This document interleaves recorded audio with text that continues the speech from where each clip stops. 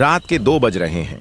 Marine drive पर कुछ लोग अपनी महंगी कारों में समंदर की ठंडी हवा का मजा ले रहे हैं और ठीक उसी वक्त वहां से कुछ ही किलोमीटर दूर एक 10 बाय 10 के छोटे से सीलन भरे कमरे में 8 लोग जमीन पर इस तरह सिकुड़कर सो रहे हैं कि अगर कोई एक इंसान करवट भी ले तो दूसरे की नींद टूट जाए।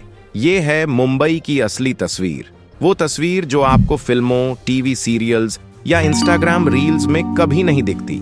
आज कोई सपनों का शहर वाला पुराना और बोरिंग डायलॉग नहीं। आज के इस वीडियो में हम सीधे उस अंधेरी और कड़वी दुनिया में चलेंगे जहां लोग अपनी जिंदगी जी नहीं रहे हैं, बल्कि हर दिन बस किसी तरह सरवाइव कर रहे हैं। आज हम जानेंगे कि कैसे ये शहर बाहर से जितना चमकता है, अंदर से एक आम इंसान को उतना ही बुरी तरह निचोड़ लेता है। इसी तरह की और रहस्यमयी जानकारी प्राप्त करने के लिए हमारे चैनल ट्रू हिस्ट्री को आज ही सब्सक्राइब करें और बेल आइकॉन को प्रेस करें। जब भी मुंबई की गरीबी की बात होती है तो लोगों को सिर्फ धारावी याद आता है। मुंबई में अब झुग्गियां जमीन पर नहीं बल्कि आसमान की तरफ बन रही हैं। इन्हें स्लम रिहैबिलिटेशन अथॉरिटी की बिल्डिंग्स कहा जाता है। बाहर से देखने पर ये 14 से 20 मंजिल की ऊंची ऊंची इमारतें लगती हैं, लेकिन अंदर जाने पर असलियत डरा देती है। जरा सोचिए, एक ऐसी बिल्डिंग जहां 2 इमारतों के बीच मुश्किल से 3 या 4 फीट का फासला है। इन बिल्डिंग्स के निचले और बीच के फ्लोर्स पर कभी सूरज की रोशनी नहीं पहुंचती। दिन के 12 बजे भी लोगों को अपने घरों में ट्यूबलाइट जलानी पड़ती है। इन 225 स्क्वायर फीट के डिब्बे जैसे कमरों में 6 से 7 लोग एक साथ रहते हैं। ताजी हवा और धूप न मिलने की वजह से इन इमारतों में टीबी और अस्थमा जैसी बीमारियां बहुत तेजी से फैल रही हैं।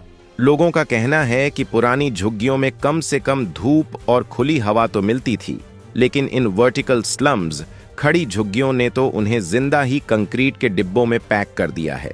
मुंबई दुनिया के उन गिने चुने शहरों में से एक है जहां जमीन किसी लग्जरी कार से भी ज्यादा महंगी है।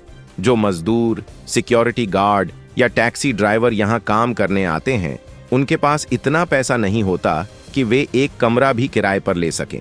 इसलिए मुंबई में एक नया और अजीब सिस्टम चलता है जिसे हॉट बेडिंग कहते हैं। इसका मतलब है कि कमरे के किराए के बजाय लोग सिर्फ एक बिस्तर या खटिया किराए पर लेते हैं, और वो बिस्तर भी सिर्फ उनका नहीं होता। एक बिस्तर को 2 या 3 लोग शेयर करते हैं। जब एक इंसान दिन की 12 घंटे की शिफ्ट पर जाता है तो दूसरा इंसान जो नाइट शिफ्ट करके लौटा है वो आकर उसी बिस्तर पर सो जाता है। बिस्तर कभी खाली नहीं रहता, कभी ठंडा नहीं होता, बस उस पर सोने वाले इंसान बदल जाते हैं। एक ऐसा शहर जो कभी सोता नहीं है, उसने नींद और आराम को भी एक मशीन में बदल कर रख दिया है। प्राइवेसी नाम का शब्द तो इन लोगों की जिंदगी से पूरी तरह गायब हो चुका है। मुंबई लोकल की असलियत लाइफलाइन वाली मीठी बातों से बहुत डरावनी है। सुबह 8 बजे स्टेशन किसी जंग के मैदान जैसे होते हैं। यहाँ इंसान अपनी मर्जी से ट्रेन में नहीं चढ़ता, पीछे से आ रही भीड़ उसे अंदर धकेल देती है। अंदर इतनी घुटन होती है कि हाथ उठाकर पसीना पोंछने तक की जगह नहीं मिलती। 1 स्क्वायर मीटर में 14 से 16 लोग बुरी तरह फंसे होते हैं। इसी दमघोंटू भीड़ के बीच जन्म लेता है मशहूर 4th सीट का नियम, जहां 3 लोगों की सीट पर खिसक कर चौथे को भी बैठाया जाता है। यह सिर्फ एक सीट नहीं है, बल्कि इस शहर का वो थका देने वाला एडजस्टमेंट है जो इंसान को अंदर तक निचोड़ देता है। मुंबई की सबसे बड़ी सच्चाई इसका भयानक अंतर है। एक तरफ वो लोग हैं जो वीकेंड पर 5,000 रुपये का खाना ऑर्डर करते हैं, और दूसरी तरफ वो डिलीवरी बॉय है जो बारिश में भीगते हुए उस खाने को डिलीवर करने जाता है। दिन भर सड़कों पर दौड़ने वाले डिलीवरी और दिहाड़ी मजदूरों का गुजारा सिर्फ 15 रुपये के वड़ा पाव और कटिंग चाय पर होता है। आराम से खाने का न तो इनके पास वक्त है और न पैसा। कई बार ये समय बचाने के लिए फ्लाईओवर के नीचे अपनी बाइक पर ही सो जाते हैं। इतने अमीर शहर में आज भी हजारों लोग रोज आधा पेट सोते हैं।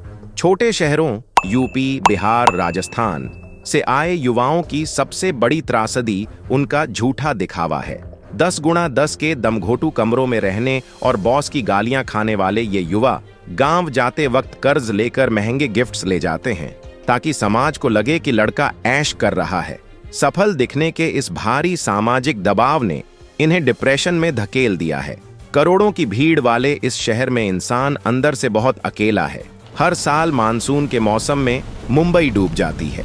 घुटनों तक गंदा पानी, खुली हुई सीवर लाइनें, यह हर साल की कहानी है। लेकिन हर साल मीडिया और समाज इसे स्पिरिट ऑफ मुंबई, मुंबई का जज्बा कहकर इस पर एक पर्दा डाल देता है। कमर तक गंदे पानी में डूबकर काम पर जाना कोई जज्बा नहीं, बल्कि आम इंसान की मजबूरी है ताकि उसकी दिहाड़ी न कट जाए। असल में स्पिरिट ऑफ मुंबई उस कमजोर और फेल हो चुके सिस्टम को छिपाने का एक चालाक तरीका बन गया है, जिसे आम नागरिक अपने खून पसीने से जिंदा रखे हुए हैं।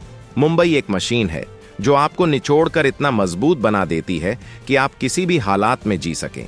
जो इंसान यहाँ की धक्के मुक्की और लोकल ट्रेन की दमघोंटू भीड़ में भी अपने सपने जिंदा रख ले, उसे दुनिया की कोई ताकत नहीं हरा सकती।